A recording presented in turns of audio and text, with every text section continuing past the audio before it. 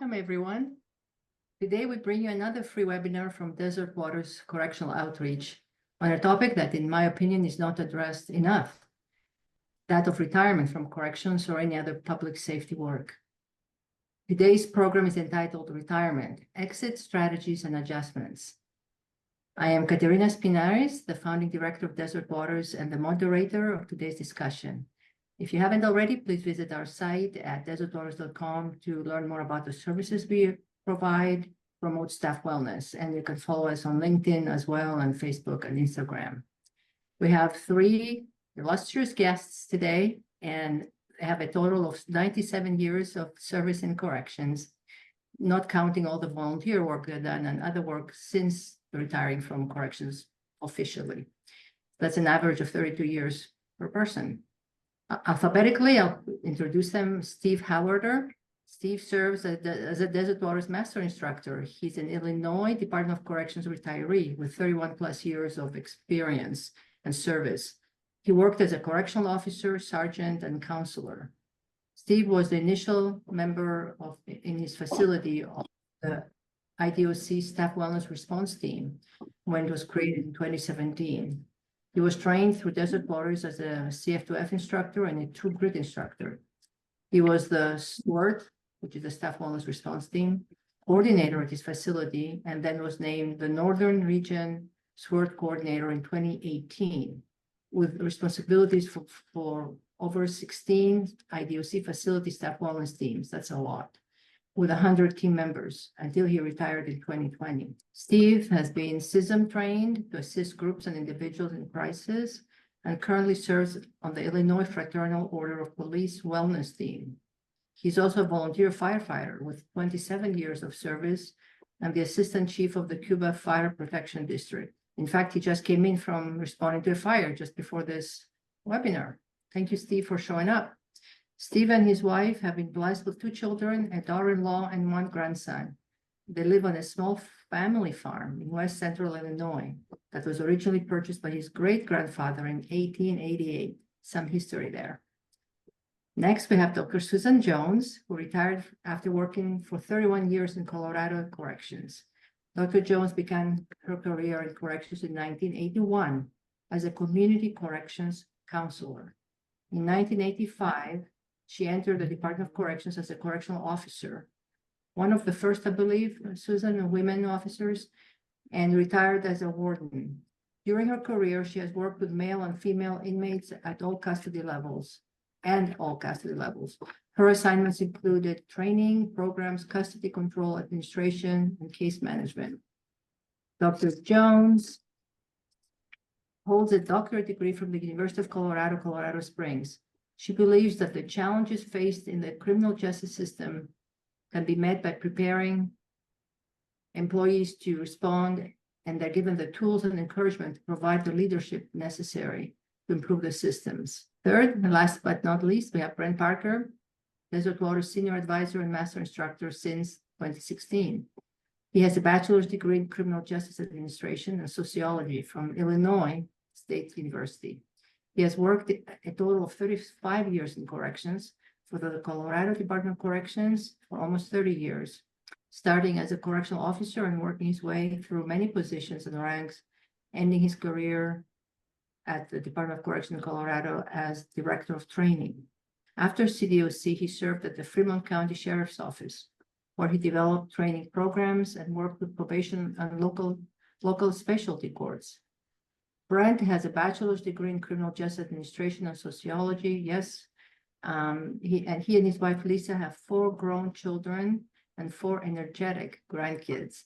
Before we start, I'm going to invite you to post questions in the chat, and at the end of our discussion, our panelists will answer as many as they can. We plan to finish on the hour, but we'll stay for about another 20 minutes or so longer if we haven't covered all of your questions. You're welcome to leave if you need to, or stay for that extra time if you'd like. We will also be recording today's session, so if you must leave before the end or want to review it, you can find it posted on our YouTube channel soon. If we do not cover all the questions we listed on the webinar flyer, we're considering having a second webinar on retirement issues to cover these questions and additional ones. Just to let you know, next month's webinar is going to be actually on the 1st of November instead of in October, and it's entitled Don't Cross That Line. And it will be a discussion with retired warden Susan Jones, who's here today, who's also the author of several books, including the recently completed, very soon to be available book entitled Crossing That Line. As you see about the book here, Boundary Violations Between Correction Staff and Inmates. So that's the book here to be available very, very soon. So we are ready to go, and welcome. Thank you, Susan, Brent, and Steve, for volunteering your time to share with your colleagues, your former colleagues, about your experiences with retirement, what you learned, what you wish you knew before. So let's start at the beginning. Looking back on your career, what words would you say describe the best your years of service? All those years, 3 decades for all of you, plus. I'll jump in. I felt like my career was good. I thought we did a lot of good work, and the best part of it was meeting some really good people. The staff that I got to work with were great partners, and made the job fun and easy, and even on the hard days, it was good to have good partners. So that was the best part of working in corrections, and probably the part I missed the most. Susan? I'll jump in after Brent. I think one of the words that I would use to describe it the best is important. I don't know that we as corrections people always give ourselves that credit, that what we do is important. I mean, it's not as glamorous as the fireman like Steve is now. It's not as public as the police officer. It's not, I could go on and on and on. But I think sometimes we just need to take a minute to remember that it's important work. Somebody has to do it. And I think we can look back on with pride at the ability to do it well. The second word I'd use is exhausting. I think that speaks for itself. Important yet exhausting. Yeah, you pay a price. You pay a price to do it. You get to do it, but you pay a price to do it. Steve? So I wrote down 4 different words. I wrote down challenging, whether it was dealing with the population, or dealing with staff, trying to adjust to a constantly changing political environment. There was always something new coming down the pike that you had to be ready for. I also wrote down frustrating for obvious reasons. I wrote down rewarding. Like Brent said, some of the best people I know are corrections people. And I would also agree with Susan. I wrote down exhausting. Sometimes it was physical exhaustion, sometimes it was mental exhaustion, sometimes it was both. Thank you.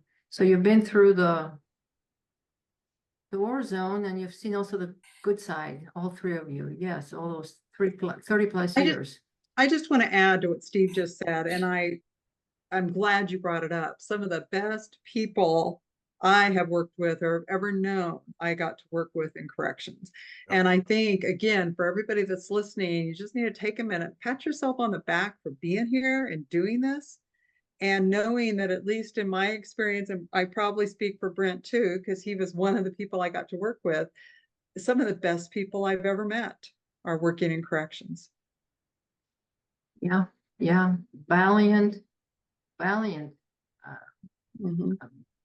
I can second that, so to speak, from the outside. So you retired, and after much consideration, what was your biggest surprise after you retired, like days, months after? So who would like to go first? Steve, would you want to start first? Sure, I'll go. So I would say my biggest surprise was how much it impacted me in ways that I was not expecting. My reaction to, finally being done, the thoughts I had going through my head on my last day wasn't anything close to what I thought it would be. I mean, I'd been there so long, and I was counting down days for, it seemed like forever. And then when the day finally came that I was done, before I walked out the door, I didn't want to leave. And I know it sounds crazy, but that was where my friends were.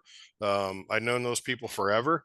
And I actually shed a tear or two on the way out the door, and I was just astounded that I wasn't just giddy running through the gate. That wasn't the case at all, and it it was tough. And I since then I've tried to maintain some relationships with former coworkers. Um, whether it's people in my facility or some of the people that were on the staff wellness team.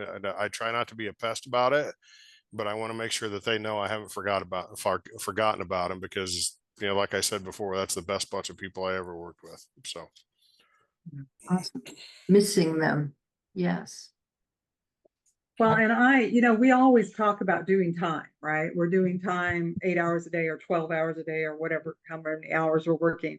And so when I retired, I remember I got to work at 8 o'clock, maybe 7:45 that morning. I didn't make it till 10 a.m. and I was done. I was out of there. And feeling the freedom was just amazing. The weight, that whole idea, you don't know how much you're carrying until you take it off. Yeah. That freedom was just exhilarating. But I lived for several years until recently in that same town, the prison town, Colorado. And so I knew that I was going to be able to still talk to friends and see friends and be with friends that I wanted to, the people I wanted to hang out with. So I didn't have that idea that I was walking out and walking away. But what surprised me the most is how easy it was for me. And I didn't expect it to be easy. I left corrections, and for the next 8 months, I dove headlong into working on my dissertation, which is a big project. And so I had something that was time urgent, that had to be done, that I wanted to do. And I stepped out of corrections and right into that and hit that at probably 100 miles an hour too until that was done. So I think maybe that helped, but that made it easy for me. Yeah, and Susan, would you like to tell us what the topic of your dissertation was? Because it was still tied into corrections. So you were kind of still working in corrections in Yeah. a way as a That's true. It wasn't like a clean break. My topic of the dissertation is the book that Katarina just talked about, boundary violations between female staff and male inmates. So I spent the next year engrossed in that whole process and writing a dissertation and defending it. And then the next 5 or 6 years traveling around the country in our very stereotypical RV, presenting at conferences. I think I presented at like maybe 25, 27 conferences on that topic. So it certainly wasn't a clean break, but it was a huge, huge relief as far as the workload and all that type of thing. And it was on your terms. You chose Yes. you chose what to write about. It wasn't carrying the responsibility of a whole prison on your shoulders as the warden. Actually, it was 2 prisons, I think, right? It was. Yeah. Well, Yeah. thank you. And So I felt a little bit like Steve did. I wanted to leave. I wanted to retire, but I thought it would be easier than it was. It was very hard to walk away from the people, and you're leaving behind partners that you still care about, and you worry about their safety, and you can't just turn that off. You think you're just going to turn all that off, and it doesn't happen as quick and easy as you think it might sometimes, because you still have people inside you care a lot about. The other thing we did, we moved out of Colorado to Arizona very soon after retirement. So to me, it was kind of like pulling a Band-Aid off real quick. It was like everything was different. I was in a totally different place. I was away from my lifelong partners and friends. And I was able to stay in touch through Facebook and phone calls, and your partners stay in touch with you a little bit.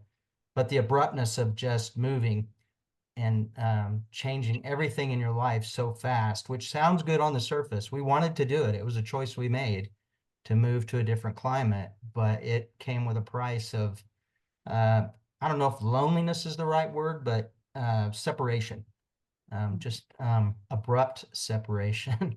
And so I found myself kind of like a stranger in a strange land for a while, away from everything I knew, and that was a big challenge. right, having to build new connections with people that were not corrections related, most of them. And I actually found that to be harder than I thought it would be. I'm kind of a people person, but I'm also a cop, so I'm when I retired, I was distrustful and I don't make friends easy like I thought I would. And I've been retired now 8 years, and I probably have about 10 friends built up. That's about it. So takes a Um, long time. Yeah, yeah. So as time went on, and you mentioned how many years you've been retired now, 8. What stages did you find yourself going through as time went on? And maybe still are going through stages. Yeah. So just the stage of separation at first, and going from, working in an environment that's 100 miles an hour all day, every day, to basically no anxiety. It's comforting, it's freeing, but all of a sudden you have this adrenaline dump, and you don't know what to do next. There's kind of that lost feeling for a little while, trying to find other jobs. And the corrections fatigue that we talk about so much in Desert Waters, that doesn't go away overnight. At least it didn't for me. And I've been out 8 years now, and there are still times when I feel the corrections fatigue. I can be triggered. Now, granted, I still instruct for Katerina, so I still get to be exposed to it, and I get to be exposed to the great people. That's the best part. But in the discussions in training, I can have memories come back. So my corrections fatigue is still there. And it just doesn't go away overnight like you think it will, you know. No, you don't get a new brain upon retirement. You still have the old brain with all this learning entrenched in there. My wife says I'm better. I can go to a restaurant and not worry about where the door is. I can do some things that I never would have done in the past, but I don't conceal carry every day. Little things like that make me think I'm getting better. I'm joining society again in some ways. So And there may be days when you question that decision, right? yeah. Yeah. So who would like to share next about Well, stages you I find? just wanted to build on what you just said. You don't get a new brain. Wouldn't it be great if we had one of those little pins like on Men in Black, Oh and man. on your way out, just they zapped you and you got to be a blank slate again? But of course that doesn't happen. So my stages were a little bit different because I dove right into that dissertation. Even though it was corrections related, it was academia. It was in the Department of Education, for crying out loud. I mean, it was like a whole world out there. So for that first 7, 8, 10 months, really, I was able to work on that dissertation 100%, maybe even if you can do more than 100%, I think I did it a lot. And that dissertation was really, really good for me. It was a whole different challenge. It was a lot of work, a lot of standards that I'd never even heard of before, that I had to meet and all that type of thing.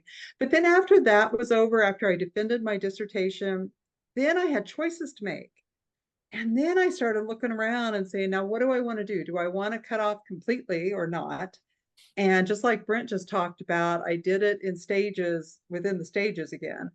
I decided, because of my dissertation work, to apply and become a PREA auditor.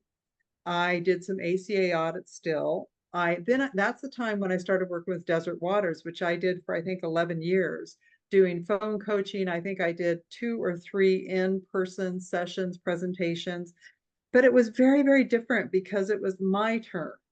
If Katerina would call up and ask me if I wanted to do something, and I sometimes would say, no, I'm just not feeling it, right? Or I think we're going to be in the South, or I think we're going to be in New England then, or whatever. So it was great because we also spent that time, that 10 or 11 years, my husband and I, who was also a corrections retiree, he retired 7 years before I did. So he had a lot more time in the retirement mode under his belt. But we spent that time in an RV and we traveled to all the 48 lower or contiguous United States. So we had that too. And then he was in rock crawling. So we developed that group of people. Our people were now people with Jeeps, and Jeep was everything, right? So I had all these different stages. The other thing that then happened, and some of this was my choosing, some of it was just a huge gift, is I became a grandmother 4 times, like boom, boom, boom, boom, boom, almost. And so those stages kind of laid themselves out for me at that point, the jeeping, the traveling, and the grandkids. And as I did more and more of that, I did less and less correction stuff, less and less corrections, whether it was talking at conferences, whether it was working with Desert Waters, until the point I was telling the panel, I officially retired from all of it in January of this year, 12 years after I left the prison. So you weaned yourself gradually. I in a weaned way, myself a little bit at a time. like chop all of a sudden. Good. Yeah. All right. What about Mr. Howarder? So I think my biggest issue, I guess, was trying to get out of the mindset that I had to schedule that I had to keep. So the last 4 years I was working, it was in a non-security position, so there wasn't a lot of physical activity. But in addition to my regular correctional counselor job, I was also working with the staff wellness team a lot, and that took up a lot of my off the clock time. So when I did retire, I was used to getting up at 4 o'clock in the morning. Didn't even need an alarm clock. I was awake. Same thing after I retired. So I'd get up, have my couple cups of coffee, and then get outside and start working on stuff that had been neglected for years because I never had time to mess with it. So for the first month or so, that was the routine every day until probably 1:30, 2 o'clock in the afternoon. I'd come inside just completely gassed from working all day. And finally, about a month into it, I came in one afternoon after working on fence, I think, and my wife looked at me and she's like, "What are you doing?" I said, "Well, I'm working on this, and then when I get that done, I got to do this and I got to do that." And she stopped me and she looks at me and she says, "Honey, you're retired. Slow down. You don't have to go to work tomorrow." And I think that's when the light bulb went off that, you know what, you're right. I don't have to have this particular project done tomorrow. I've got time to do this. Um, as far as stages, I, I don't know that I've really gone through stages. It's just, it took me a little while to learn that I could relax. And I'll piggyback off of what Susan said a couple questions ago. The day I retired, when I walked out in the parking lot, yeah, obviously I was emotional.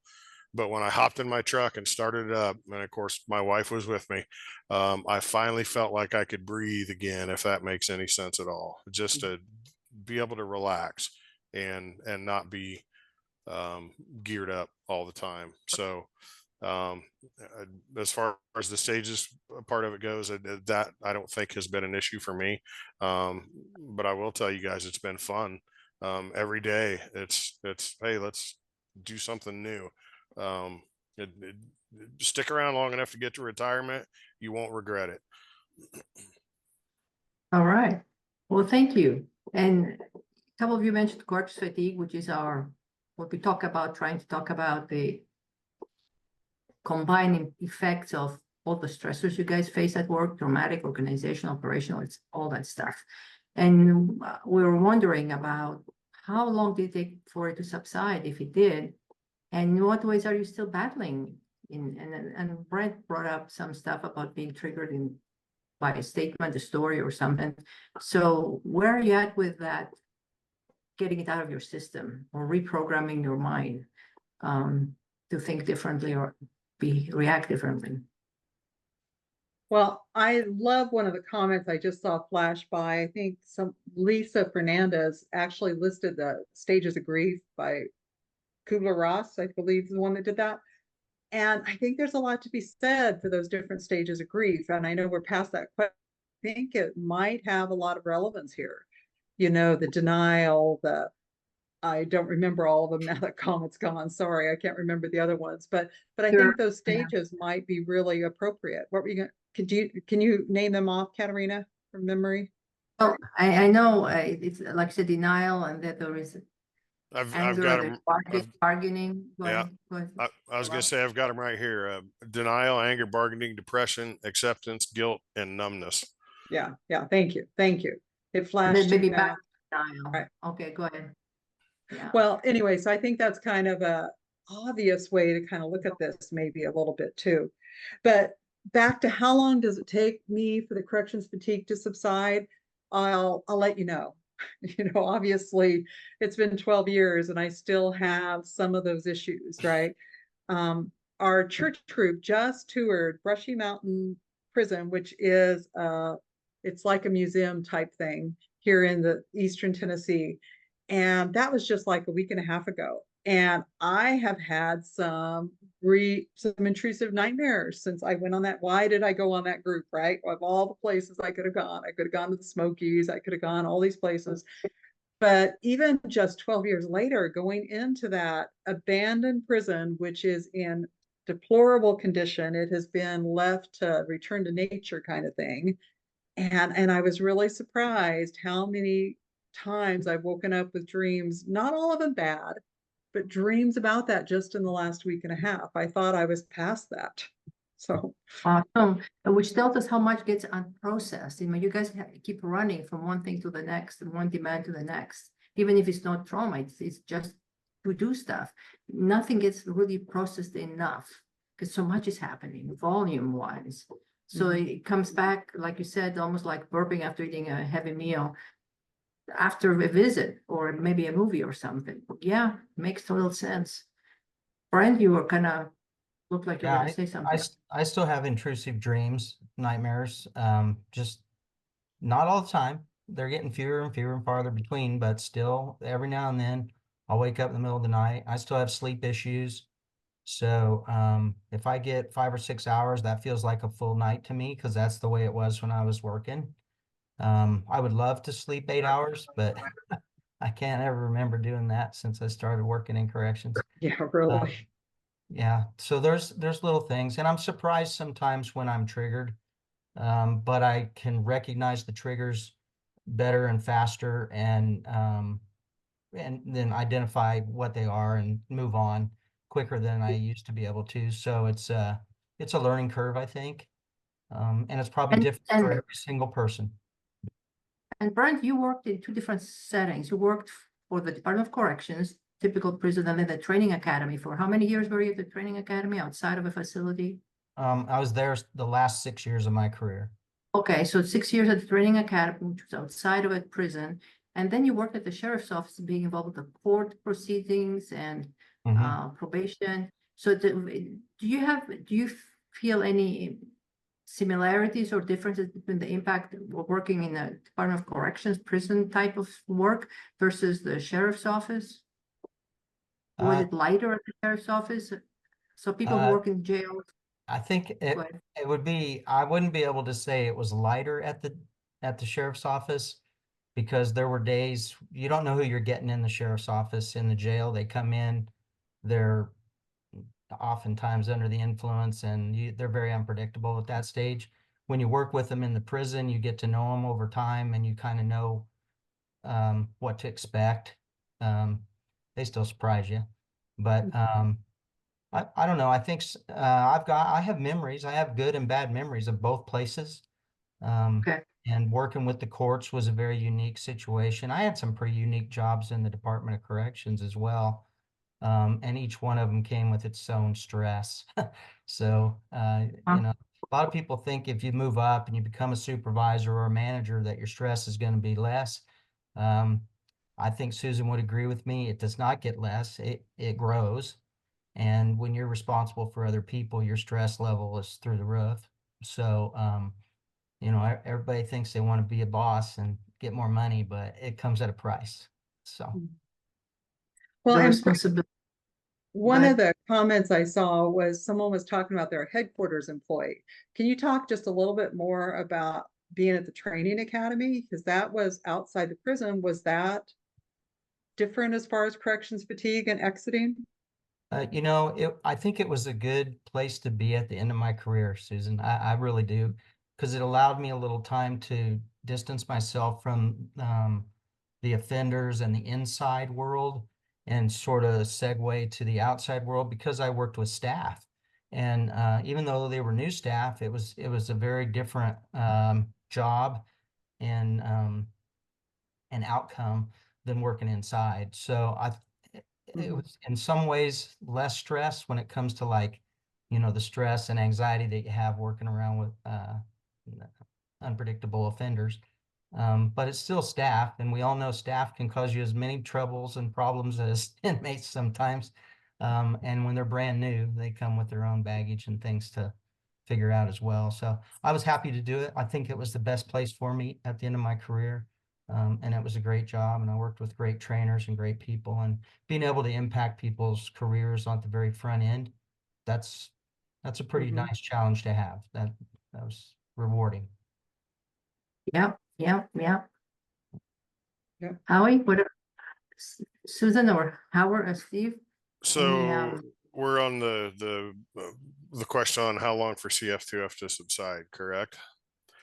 Work fatigue, yes. Okay, so mine started subsiding once I got involved with Desert Waters teaching CF2F, and every day since then, I think I've gotten a little bit better, but it's one of those things Wow. that you've got to consciously remind yourself of to work the tools. Otherwise, it's worthless. But will tell you guys this, and this just happened this past week. Um, I was here on our farm with my wife and our grandson, and I was grinding corn for chicken feed, and my grandson was there with me, right beside me, dumping corn into the grinder. And my wife was out there with her camera taking videos and pictures of the grandson because that's what she does. And she showed me one of those videos later on that evening after the grandson had gone home. And we're standing out there by my machine shed, grinding corn. I gave him the scoop to dump into the hopper, and as soon as I did, I my head went up and I started looking around. I'm out in the middle of nowhere. Why am I doing that? It's just a habit, I guess, and I didn't realize I was still doing it to that extent, but apparently so. I mean, it's not like there was anybody here. If there was, I would know it. So I don't necessarily think that's a bad thing. I'm a big fan of situational awareness, especially with the world we live in now. I mean, it just seems like every day it gets crazier and crazier. And to comment on one of the things that Brent said, I still carry a gun everywhere I can legally because you just never know. And I saw one of the comments in the chat about running into ex-offenders. And yeah, that's happened to me a handful of times. And every single time it's happened, it's been peaceful. But the last time it happened to me, I had my family with me and I was away from home. I was out of state, as a matter of fact. And a guy recognized me. We were at an amusement park, and he, as I was walking by, he reached out and grabbed my arm. He's like, "Hey, are you a correctional officer?" And I'm thinking to myself, "Here we go." And my response to him was, "Well, that depends." I said, "Are you a convict?" And he kind of chuckled and he says, "Yeah, I've been locked up before." And he started rattling off prisons in 3 different states that he'd been locked up at. And he finally got to the one that I retired out of. And I said, "Well, yeah, I worked at Illinois River Correctional Center." And then his response was, "Man, I knew I recognized you. I didn't know that guy from Adam, but he sure remembered me." So I don't think it's a trigger. I mean, I didn't go into any kind of a panic attack or anything like that, but that's something that I'm always watching when I'm not home, paying attention to my surroundings, watching people, because you just never know what you're going to run into. And as far as Wow. the sleep side of it, I'm right there with you, Brent. 4 hours is good for me. Every once in a while I get 6. And if I do, I wish I wouldn't have, because it's harder on me the more sleep I get, physically. I got to get out of bed and get moving, or I'm in big trouble. So Wow, a lot of adjusting, a lot of adjusting. And you're doing a lot of positive things, like with your farm, and all of you are doing really positive things. So any positive personality changes you noticed in yourself since you retired from corrections? I think I'm starting to trust people again. I'm not 100%, but I'm trusting people a little better. My head's not on swivel all the time. Like I said before, I can eat in a restaurant and not care where the door is. Those kind of things. I think I'm improving in those ways. But you still have your moments. Like I said before, I stayed in prison, Central Colorado, for 11 years after I retired. And a lot of friends still worked in the prison system. My 2 best friends still worked in the prison system for most of that 11 years. And one of them came up to me, I don't know where we were, someplace in the public. And she said, I just ran into so-and-so a couple days ago, and I got to tell you what he said. He comes running up to me and he says, I saw Warden Jones probably in Walmart, because that's where most people go in that town. I think it was Walmart. I saw Warden Jones in Walmart and she was smiling. Did you know she smiles? Now, that's Yeah. wonderful and terrible, right? I mean, how long it had been since before I retired that I'd smiled, for crying out loud. And so since then, that was kind of our thing. We would be somewhere. She goes, would you wipe that smile off your face? It's like, I just smiling all the time now. And so that's great for now. But also, what does that tell me about the burden I was carrying, the attitude I was carrying, the stress I was carrying before, that people didn't know I had teeth, for crying out loud? That's pretty bad. Yeah. Mhm. So I'm glad you're smiling now. Yes, and I have things to smile about. Steve, Well, positive change. I can relate with what Susan said. I mean, if you look at some of the pictures my wife had taken of me over the years, I don't think I was frowning, but I wasn't a smiler. Now that I'm out, especially when she takes pictures of the grandson and I together, that kid has done wonders for me. He was born 29 days after I retired, and we've had him pretty much since he was about 3 months old when the kids both went back to work. And he's in preschool now, so he goes a half day and then he rides the bus out here. But that kid has done so much to change my perspective, I guess. And I find myself doing things with him that I couldn't do with my own kids because I was working. And sometimes I feel a little bit guilty about that. And I've had that conversation with my own kids a couple times. I mean, not real in depth, but I've mentioned that to him, and my stepson, he commented, well, I don't have any regrets, but it's just so much different now that I don't have to worry about what's going on there tomorrow, because I don't have to go there tomorrow. I get to stay here and hang out with my wife and hang out with my grandson and hang out with all my critters that are running around here. So I think I'm doing pretty good, all things considered, and I have Desert Waters and my church to thank for most of that. A lot of positives building into your life. Awesome. So and I just wanted to add that I'm glad you brought up church, because I was able to finally let myself be available in church like I have never been before when I was working. Because you don't know who's going to be in the group and what they know and who they are and who they're related to and all that stuff. So you're right. Desert Waters and church has been a big part of that recovery, if you will. Yep. social connections. Mhm. Yes. Mhm. Wow. And giving back, helping. So switching a little bit to a new topic, did your department prepare you for retirement? And if not, what do you think should have been done? That's a big question. That's a very important question. So let's go I in want to go. depth. I want to go. Yeah. because I think, and bear in mind, I was warden when I retired, so I was part of the problem. I've seen a lot of comments about how terrible management is, and it's like I'm trying not to take it personally, but I understand, because I was an officer also. Half a third of my career I was not what anyone would call management, right?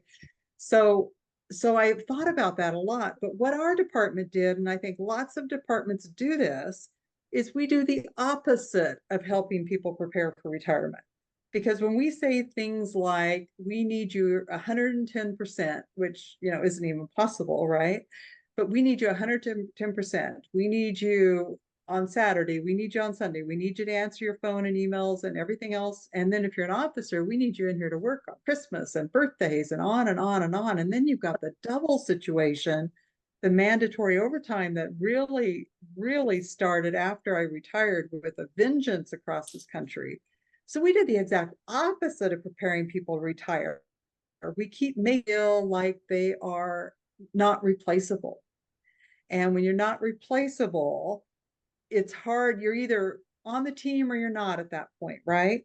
And so then it's hard to even picture yourself retired if you're working under those sets of expectations, those sets of parameters, basically. It makes you feel guilty. to want to leave. Brent, you want Right. to say something?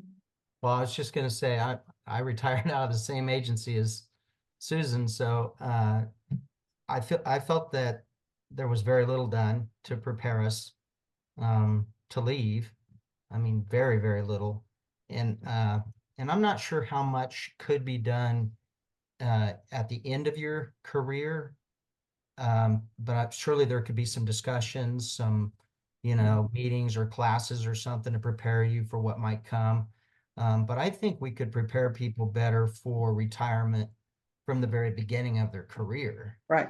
by talking to them about what the job is going to do to you mentally and physically and emotionally, so that you can fight those things. And we talk about this in Desert Waters training all the time. If you can begin fighting those negative things earlier in your career, you will be better off, hopefully, when you get to retirement age than just, going crazy for 30 years and then just walk out the door and stop. Mhm. If I had it to do over, I would do a lot of things different. And they were the things that I learned by teaching with Desert Waters about taking care of yourself, not just physically, but emotionally and mentally, and having friends outside of work, and the importance of hobbies and stress reducers throughout your career, not just at the end. I think that would help all of us be better prepared to walk away healthier and happier, rather than learn it all after the fact. We're sitting here talking about what we've learned after we quit. We should have learned a lot of this stuff way before we quit. Yeah. And like Susan said, things were so, I mean, you're always so in demand that you don't have time left or energy left to do the processing, to do the hobbies, to do the social connecting, because you're consumed by the big machine, and you're needed, you're wanted, it's a life or death, and you don't want to abandon your buddies. So yeah, you put yourself on the side. Steve, you wanted to share something? So our agency, about the only thing they do to prepare people for retirement is they have retirement seminars, which is basically how to set up your insurance, your pension, Social Security, that sort of thing. The problem with those are they're scheduled few and far between. And because of my crazy schedule toward the end, I never got a chance to go to one. And I wished I would have, looking back at it now. I mean, I haven't run into any major pitfalls or anything like that, but it would have just been nice to get some solid information before I walked out the door. As for the facility, I mean, when I left, they had a cake, and they had a little retirement ceremony, I guess, for me and a guy that retired the same day I did. But the best part of that was one of the guys I worked with in a counselor office. He's a clown. I've known him since grade school, but he's also a really solid dude. When I retired, and of course the day I did, my wife went in with me just for a couple hours. He had put together a PowerPoint presentation of a whole bunch of Photoshop pictures from the time we were kids until the time I retired, and he had a narrative to go through the whole thing, and it was just so ridiculously funny. It took him probably 45 minutes to get through it. But once he got done with that PowerPoint presentation, he gave me a copy of it inside of a photo album. All the pictures, all the captions, which was just so cool.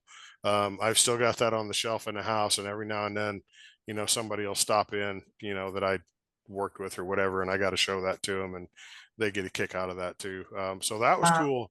But as far as the department goes, I agree 100% with what Brent said. They need to start this a heck of a lot earlier. Just like Brent said, so people can avoid the pitfalls and all the negative, potentially negative consequences of working in this field for as long as we do, before we can finally get out. They've got to do better. Well, and I want to Yeah. add, our pension has those kinds of workshops, not the department specifically, but the pension provider in Colorado. And I ended up going to it really close to my retirement. And I said something to the presenter like, we need to know this information before a year out or 6 months out or 2 weeks out, whatever it is. And she said to me, she goes, there is nothing stopping new people, brand new people from attending these seminars. They are open to anyone.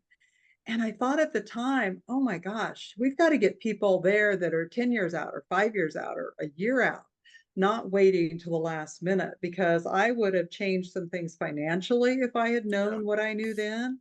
And I'm thinking that would have been such good information to have, maybe as part of your maybe once you get 15 years in, you go to these seminars at that point. But I agree, there was that kind of preparation, but they're at the very end. Yeah, they wouldn't let us go through it until we had 2 years or less Oh, left. yeah. And Yeah. So, and what you talked about preparation wise has been the finances, and I've seen that with another big agency in corrections.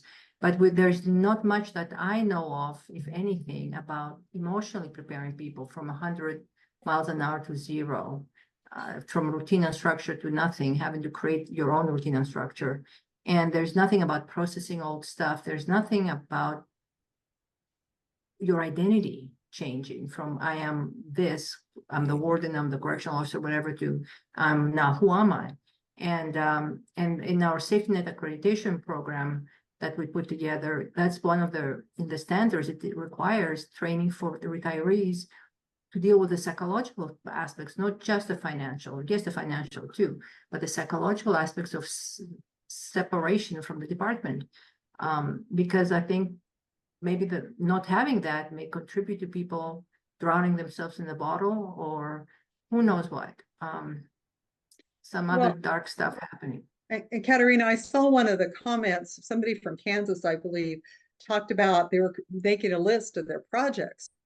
And I don't think there's anything wrong with making a list of projects. It's kind of like what Steve's doing on his family farm now. But it reminds me of an episode of Frasier. I've watched Frasier. I just think it's one of the best sitcoms out there. I probably watched every episode more than 3 or 4 times.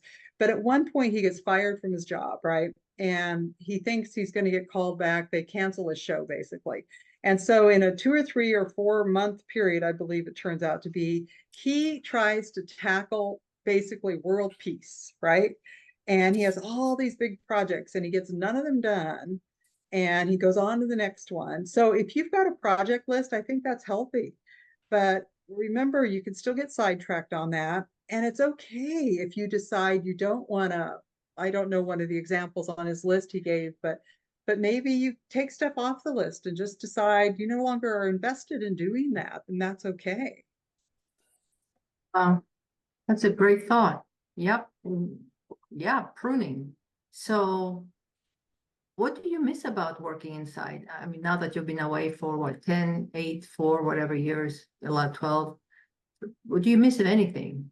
I'll go first. And I tell people the same thing every time. I don't miss any part of that facility or the stupidity, but what I do miss are the people that I worked with. Those are relationships. Okay. Well, and I would echo that. I miss the people, the partners, the you've worked side by side with for all those years. Even if you haven't seen them for a while, you still long for that. And along with that, I think I also miss being part of the team. Mhm. I miss being, playing a part, playing a role, being a teammate. Let's do this thing. Let's do work today together. The collaboration and the cooperation, just the belonging. I think I miss that. Right. Belonging. Awesome. Susan. well, the team and the people sums it up for me too.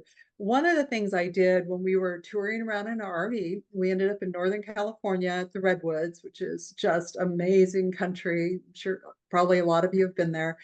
And I had set up to tour a facility there, a very, very well-known Pelican Bay prison there at, I think it was Crescent City, California, if I'm not mistaken. So I am like this older PhD person walking around, getting this tour and everything. And an alarm went off. And I think by the time I left, alarms went off, I think 3 different times actually. Well, the first time the alarm went off and they wanted all personnel to respond, people that were in charge of me shoved me into an office and stood in front of the door to protect me, right? And all I wanted to do was go help, be a Mhm. part of that team. And it was so disheartening because I probably could have been great. I know some of you guys are thinking, well, it's a good thing you did that because what's a warden know about anything, right? I can tell some of you, I see some of you guys, but it was that adrenaline, maybe that need to be part of that team, that need to be backup, to at least have a show of force, whatever it was. And it really showed me I'm no longer that. I am now the liability from the outside person on tour. I'm the college professor, and I did that too after I retired for a while. I am that person. And that was really hard for me to not be a part of that responding team anymore. Wow. So that's part of the identity loss. Yes. And also the fact we all need meaning and purpose. And if we can take anything away from this webinar, it's like you have to find meaning and purpose that are constructive after you retire. I don't care what you do, as long as it's constructive meaning and purpose to get out of bed in the morning or at night, whenever you get out of bed. Can I So just we add something to what Susan just said? First, Susan, I would go to battle with you any day of the week, and we would both get hurt doing it, but we'd do it together. So Yes, we would. we would both get hurt, that's for sure. The other thing I was going to say too is belonging to the team. And I think that's part of the ancillary benefit of being on the Desert Waters team, because not only do we work with other like-minded people and great people, we get to go out and for a period of time, whether it's a few days of training or a week of training, we get to hang out with other corrections people. Yeah. And I know Chris and I have had this discussion. When you're there and you're around these other corrections people, it's comforting. Yes. It's like, these are my people, and I feel I Yep. feel the relief of Yep, just being yep. back in the presence of these corrections people, just like I do right here today. And that is comforting.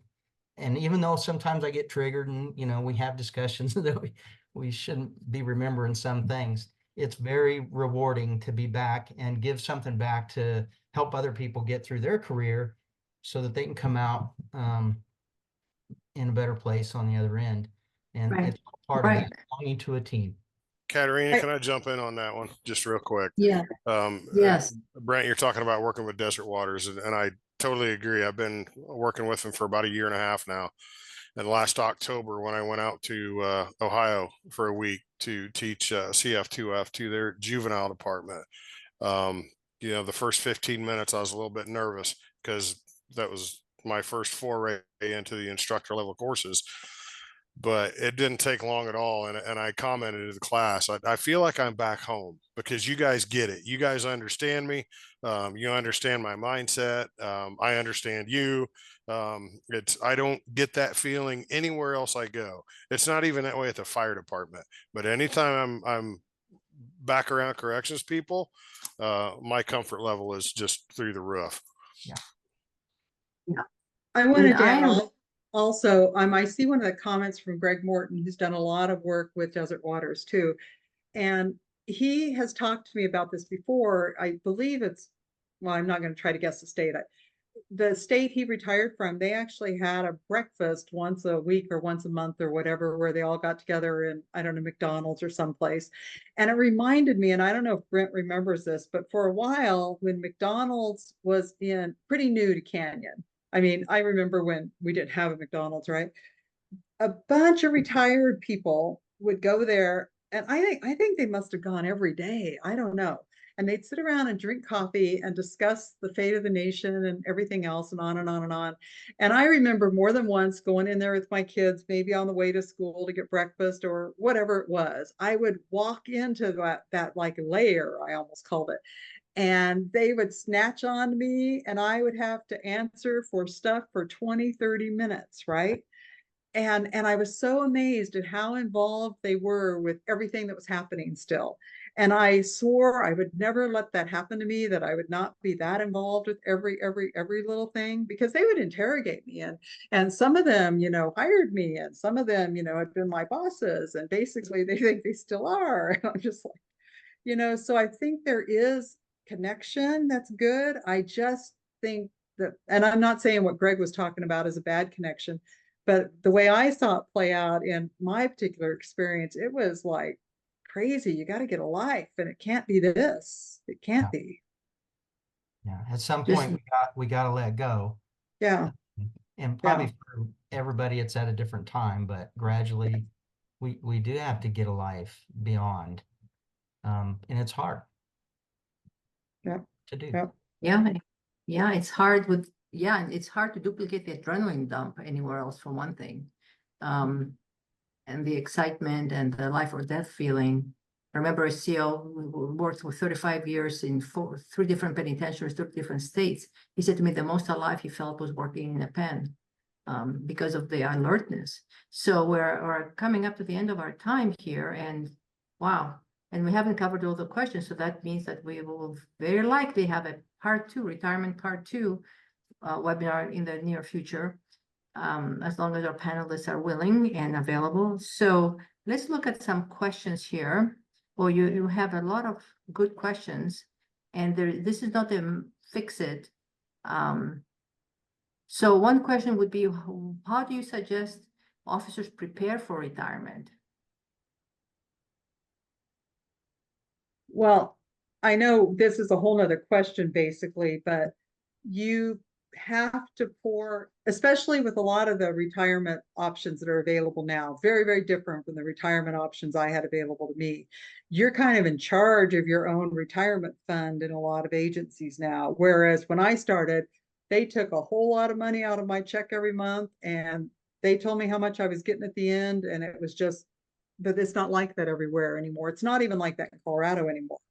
And so what I wrote down is save money for your retirement as if your life depends upon it, because it does. Yeah. And I would add, and this is right out of our training, but I would add, hang on to your outside life. Fight that culture that can be so consuming and restricting, and it's a great team, and being part of the team and the culture has its upsides, that's for sure. But if you let it will take over your life, and then your outside life will fall away over the years.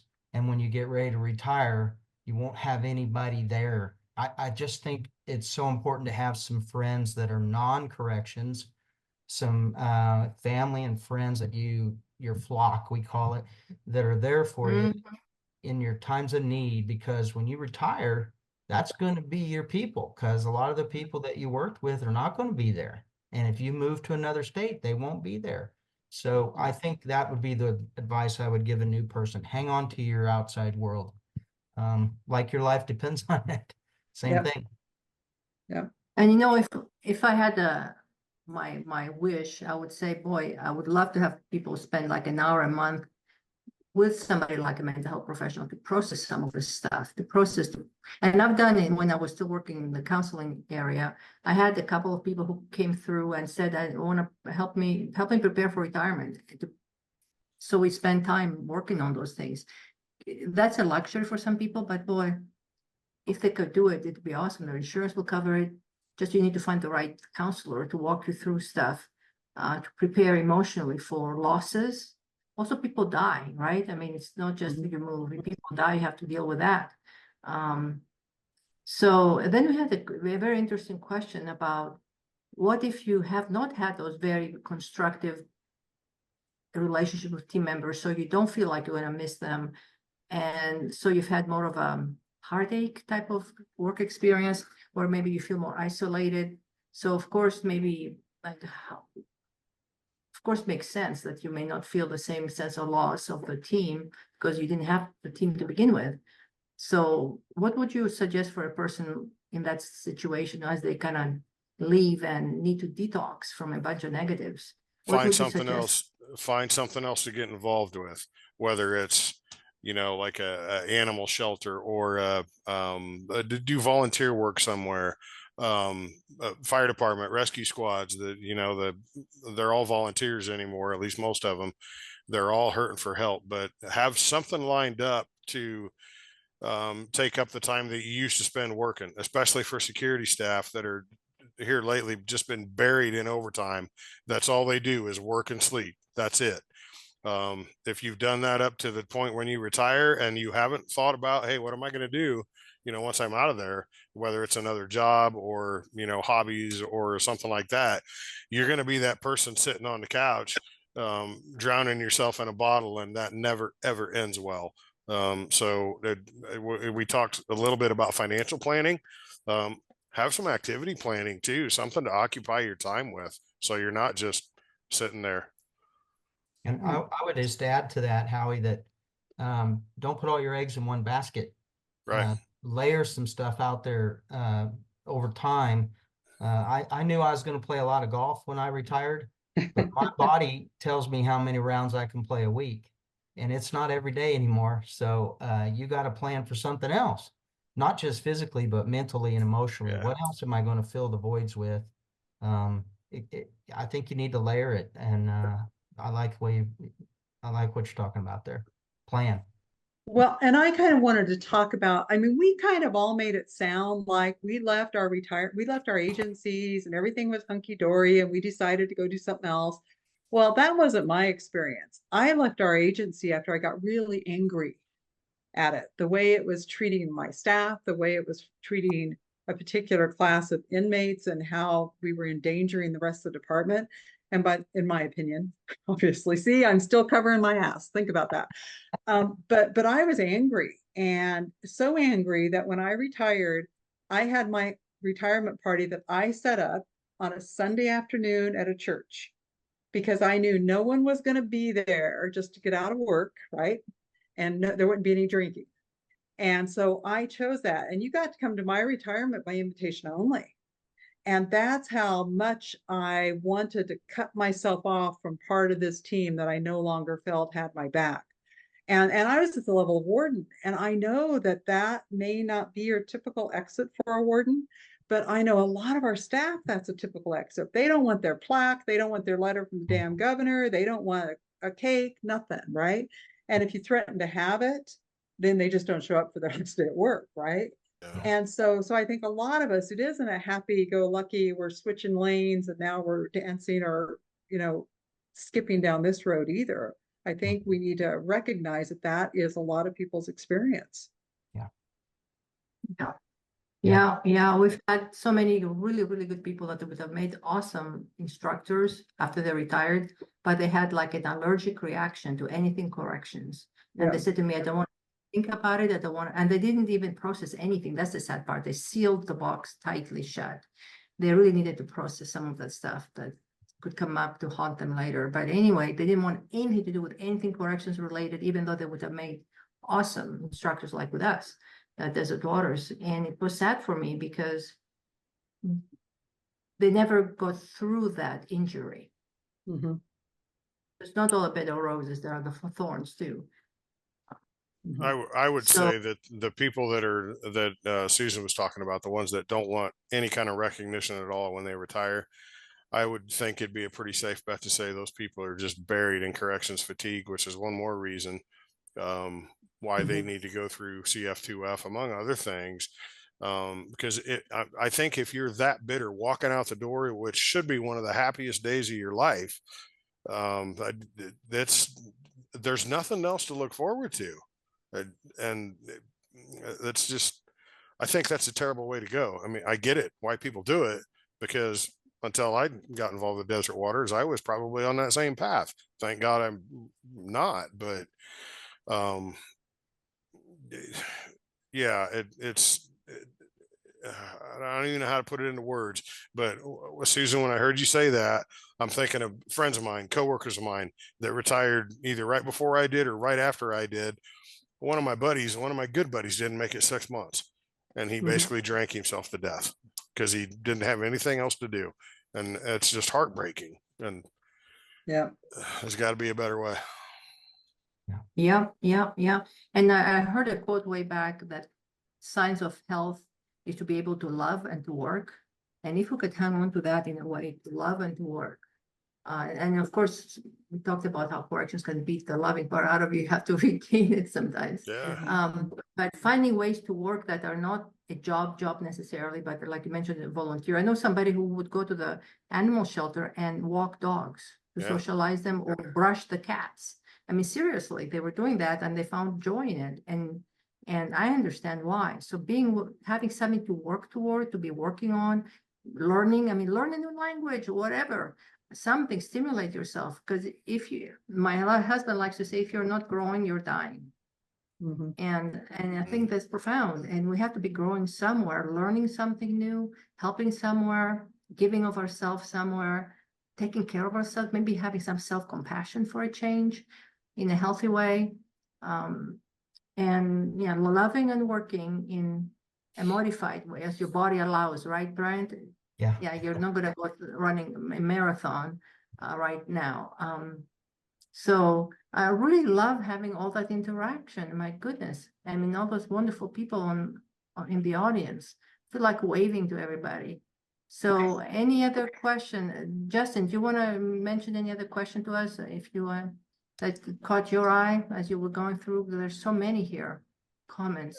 I think everything got answered either through talking or through the chat.